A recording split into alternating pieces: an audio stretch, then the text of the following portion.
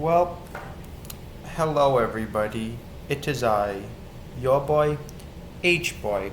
And for the month, and since today is the first month of May, it is what most of you call Mermay. So today I'm going to be doing something a little different. And do you remember my random chats about Disney Plus movies? Today I'm going to be doing a chat about the infamous show most of you doofuses know as H2O Just Add Water. Let me show you.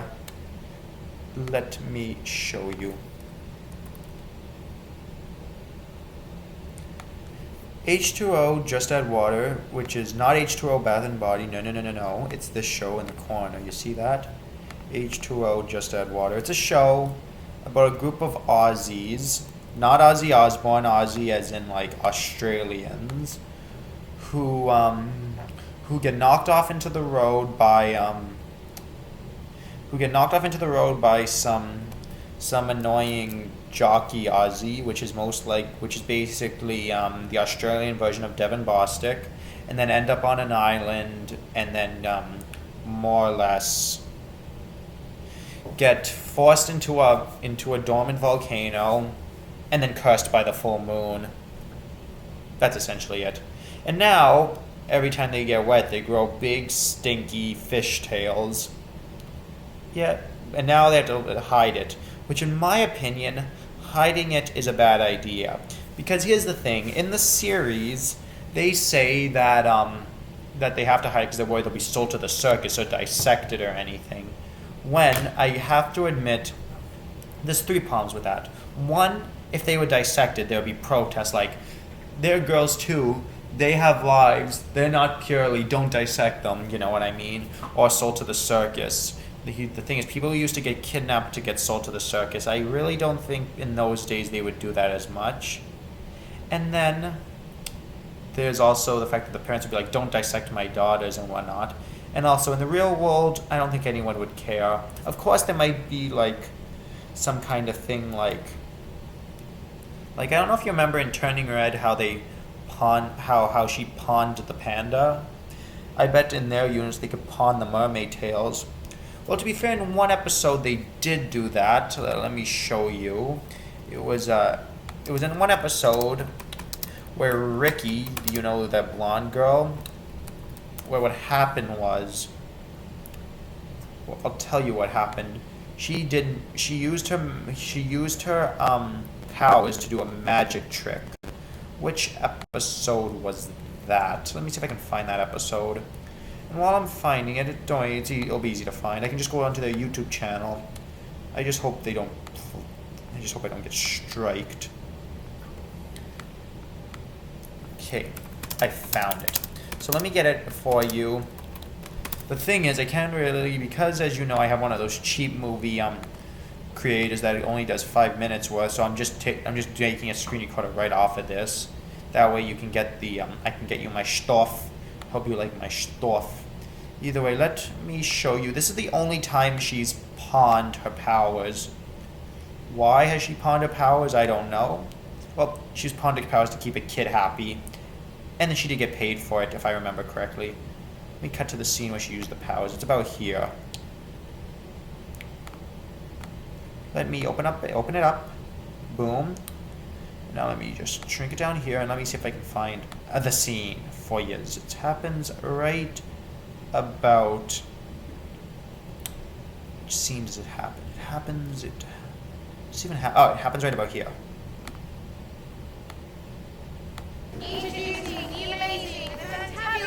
Check it. Rico the Clown. This is currently the only time she's pawned her powers. Watch what happens. That's just embarrassing. You gotta admit. It's one of those awkwardly embarrassing kid show scenes. It's freaking awesome. Anyway, you saw that. Now this scene, no one cares. You always know that guy's a jerk. Everyone knows he's a jerk, but we don't care about him. No one likes him. He's a hated character in this. In universe, he's supposed to be liked, but in the real world, he's hated. Like, if you go to their Reddit account, everyone hates it. Anyway, now we go to the scene where she does the magic tricks. Yeah, watch what happens. See, she tries to shoot it, but she doesn't. She's going to use her powers on him, but she doesn't. It's like, watch what happens. So watch this. Now watch what happens. She uses her powers, because as you know... Well, technically, Cleo is the one doing the powers, because as you know, Ricky's power is burning, or boiling. Cleo's power is water juggling, or water manipulating, or whatever the hell you call it. And Emma's power is freezing, and Bella essentially has the power of a tampon. What does Rico the clown do when she's thirsty? Now watch this. This is pretty awesome. It's horrible CGI, but other than that, it's pretty awesome. Now watch this. So she pays him, which is good. So now watch this. So she splashes him, but as you know, if she splashes her, she'll grow her tail, so she has to make her run for it. But here's the thing. Here's the thing. What I must say is, she could have just showed that and said that that was another one of her magic tricks. But then again, how would she have explained it? Everyone would get suspicious. But you get the idea. That's the only time that they've pawned their powers. Pawn, is pawn the correct word? Pawning the panda, as you know, pawn the panda. Oh, we get the point. I'm surprised they never pawned the mermaid powers. Well, they did in the animated series, but I'll get to that later. So either way, that's the only time. However, the thing is, what's really ironic is they always say never use their powers in public, but that time they've used the powers in public, but then again they just said it's a magic trick. And then there was the time Bella used the powers to tempt Will to get to her, and then the time Ricky boiled a man, and so on and so on. And that's that. However, now that I've explained that, now I'm just going to explain what I generally like about the series. So, while it is a good series, especially 1, you have the sexy mermaid costumes, 2, the decent acting, 3, the interesting concept. Yes, it's another one of those shows where the plot revolves around a secret, and as you know, there's millions of them. Bewitched, the fact that the wife is a witch, that's the secret, and the wife is a witch, and how many people know it? The husband is the one who knows. The one who knows is someone who knows the secret that the plot revolves around, but isn't involved, and they usually try to help hide it. And then Henry Dange is another one. The fact that Henry's a sidekick, and Charlotte's the one that knows, the one who knows. And then this show, the mermaids are the secret, and however, they say that Lewis is the one who knows. However, technically, I think 9 people know Lewis, Will, and Zane, and Ash. There's 4. And then we've got the scientist, and then the old biddy, and then the old man, and then Charlotte, and then wait. Lewis, Zane, Will, and Ash. The old biddy, the old man, Charlotte. So yeah, I think there's like 7 or 8. However, the one who knows was originally Lewis, and then in the animated series it was only Lewis. And then, however, if you count the spin-off, which also takes place on Mako, and then if you count the last 2 episodes, it's in the same continuity. We've got Zach's friend, which would be 9. The principal, 10.